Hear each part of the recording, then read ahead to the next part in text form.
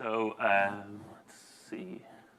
This works. Okay, wonderful. So yeah, samurai, Boy Scouts, as they're known in the U.S., certainly, or Scouts, and suffragettes evoke thoughts of very different periods of time. Samurai as the warriors of medieval Japan, suffragettes pushing for women's rights to vote in the early 20th century, and the Boy Scouts as the most famous and probably largest international youth organization, which is still very active today, unlike suffragettes, fortunately, and samurai, yeah, maybe fortunately as well.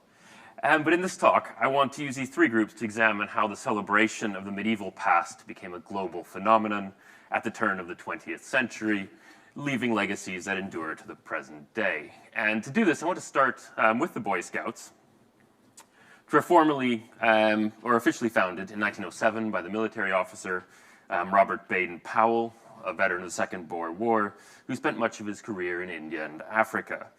And in 1908, Baden-Powell publishes the book Scouting for Boys, which became the core text of the Boy Scouts movement, and has perhaps sold over 100 million copies in dozens of languages. Scouting for Boys is filled with outdoor skills and adventure stories, but it also has a very pronounced moral message and a purpose that is closely tied to imperial aims, as the cover here on the right suggests. In the opening section of the work on Scouts' work, we find the following lines. The history of the empire has been made by British adventurers and explorers, the scouts of the nation, for hundreds of years past up to the present time. The knights of King Arthur, Richard Coeur de Lion, and the Crusaders carried British chivalry into distant parts of the earth. Raleigh Drake and Captain John Smith, soldiers and sailors of Queen Elizabeth's time, faced unknown dangers of strange seas, as well as the known dangers of powerful enemies, to take and hold new lands for the expansion of our small kingdom. Now, chivalry and empire are two of the main themes in Scouting for Boys, and Baden-Powell drew a direct line from medieval knights to modern soldiers, gentlemen, and Boy Scouts. Many Victorians believed that the unrivaled strength of the British Empire had its origins in the medieval past. Soldiers and imperial administrators often saw themselves as crusading knights, bringing their ideals of civilization to the world. These drawings here by Baden-Powell are just some of his many sketches with medievalist themes.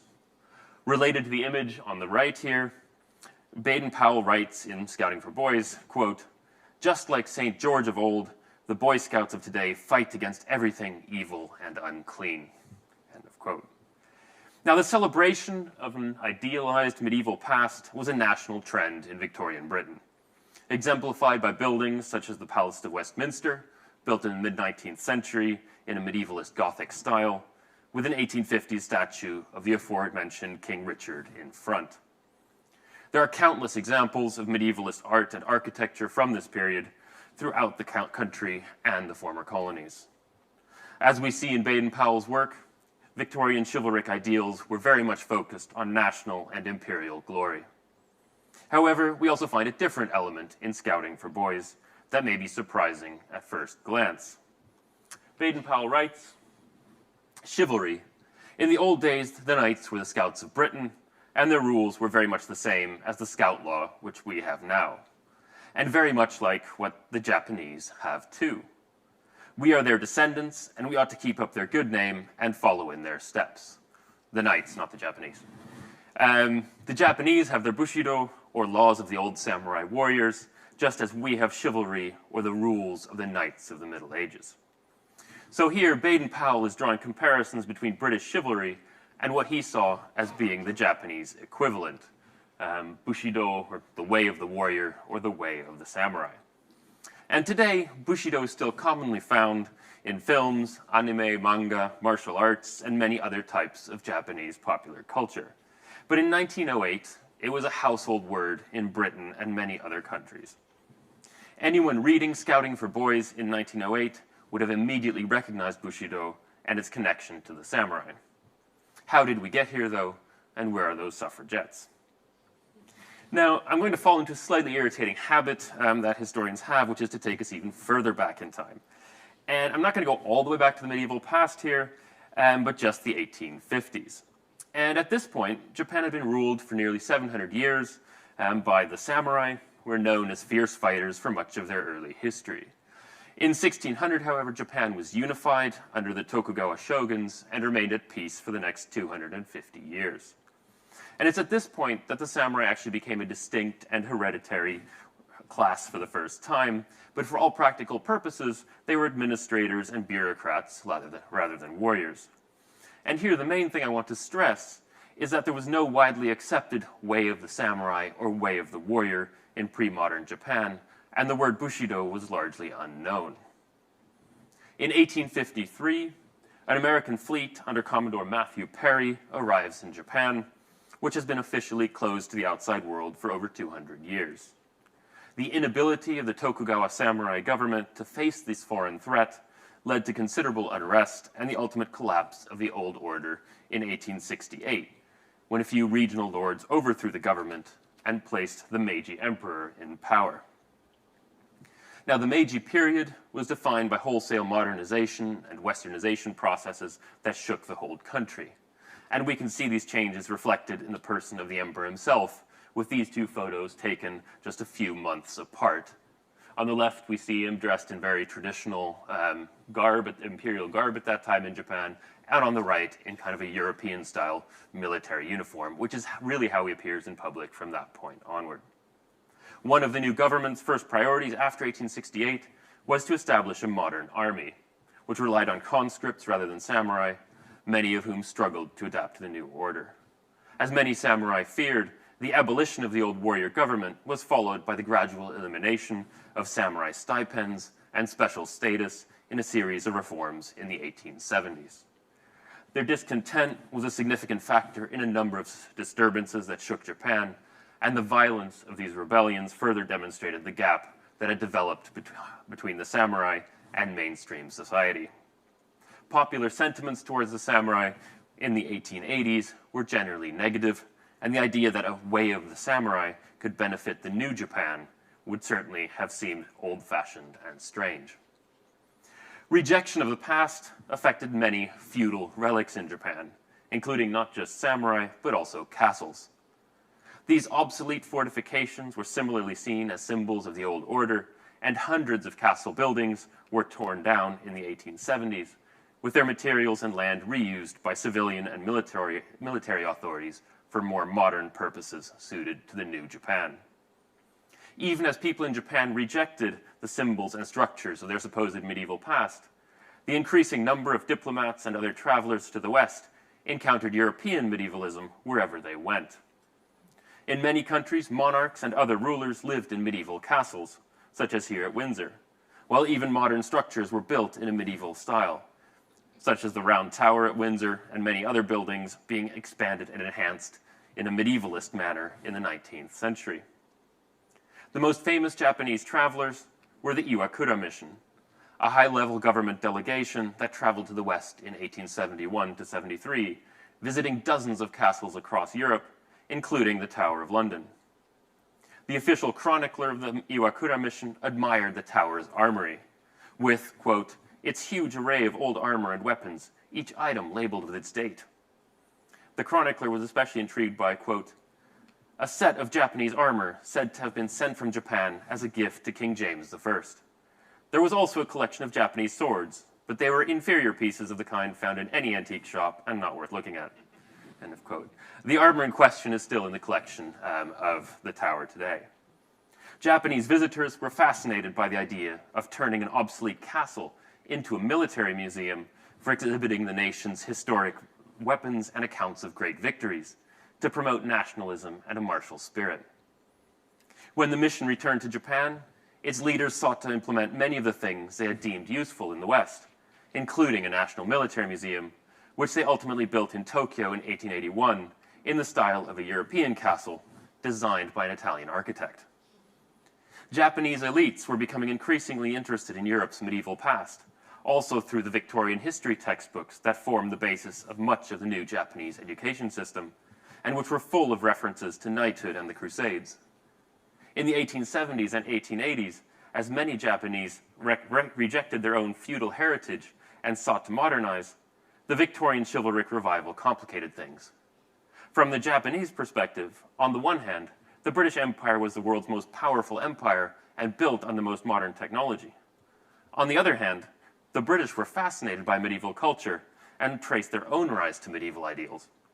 Above all, the English gentleman, depicted here in Japanese prints, was seen as the heir of medieval knighthood and chivalry, defending national virtues that had been passed down through the centuries. By the late 1880s, Japanese attitudes towards the past had begun to shift, and a symbolic rehabilitation of the samurai and other feudal symbols began to gather momentum.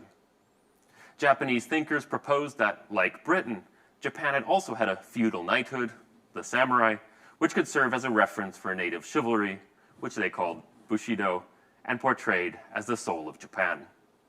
Bushido was popularly outlined as an ethic of honesty, integrity, and self-sacrifice, echoing some of the key values of idealized English gentlemen. This was part of a process by which people in Japan rediscovered their own medieval past as a source for modern national identity. Pre-modern castles, which had been destroyed as feudal relics in the 1870s, were increasingly preserved and celebrated, and dozens were converted to modern army bases. Through Bushido and castles, medieval symbols were linked to the modern state, especially the modern military that was seen as the heirs of the samurai warriors. This connection developed rapidly after Japan's victory in the Sino-Japanese War in 1895, which also rapidly changed British views towards Japan and the samurai, raising the profile of both in a very positive light. Idealistic views of the samurai and Japan spread even more widely throughout British society following the signing of the Anglo-Japanese Alliance in 1902, and Bushido became a household word in Britain and around the world during and after Japan's defeat of Russia in the Russo-Japanese War of 1904-05. It's also around this time that the women's suffrage movement became enamored with aspects of Japan's idealized martial culture. Like many aspects of society and culture, as we have seen, suffragettes also borrowed liberally from medieval symbols, and activists dressed up as Joan of Arc were common at parades and rallies, a powerful symbol of a female martial hero. Medievalist imagery was also used by activists in the United States. In Britain, amidst the Japan boom of the 1900s, members of the women's suffrage movement were especially intrigued by Japanese martial arts, which are popularly linked to the samurai. The martial art of jiu-jitsu was a global phenomenon at the time, with even US President Teddy Roosevelt and his daughter Alice receiving instruction. For the British suffragettes, who were often physically attacked by the police, jiu-jitsu seemed ideal. It was portrayed as a defensive method that allowed a physically smaller or weaker person to overcome and disable a stronger opponent, and many jiu-jitsu instructors advertised specifically to women. As this Japanese instructor explained jiu-jitsu, quote, "Superior size and weight are of no account, as they are in your British boxing. That is why I am teaching it to British women. It is all balance and quickness. These qualities will always win, and women are always quick." Many women's suffrage activists trained in jiu-jitsu, and there were concerns among policemen that they could be seriously injured by these women if they tried to arrest them, as reflected in some headlines from the time. Things like, "Tiny girl masters big cop," "Suffragists at jiu-jitsu course," "London in fear of Sylvia's army," in reference to Sylvia Pankhurst, and from an American newspaper, "Swell London dames practicing art of jiu-jitsu." The police and media concern with these seemingly dangerous women is encapsulated in this comic, The Suffragette Who Knew Jiu-Jitsu. And we see her standing there with the Votes for Women sign and kind of policemen thrown over the fence and cowering behind one another. Now, many people in Britain came to see Japan as a model for Britain's future due to its supposed emphasis on collectivism and the subordination of the individual good to that of the nation. A major diplomatic mission in 1906 made the Meiji Emperor a member of the Order of the Garter, itself supposedly dating back to the Crusades. And it's in this context that we should see Robert Baden-Powell's celebration of the samurai and Bushido in his 1908 book, Scouting for Boys.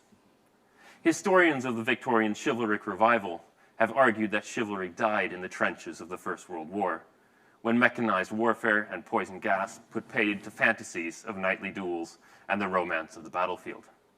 In Japan as well, popular interest in Bushido and the samurai saw a sharp decline from around 1914, although they would experience a resurgence in the militaristic propaganda of the 1930s. Ultimately, the turn of the 20th century was a historical moment when soldiers, suffragettes, and Boy Scouts all drew on similar medievalist ideals, and knights and samurai became global icons. And they retain some of that glory today.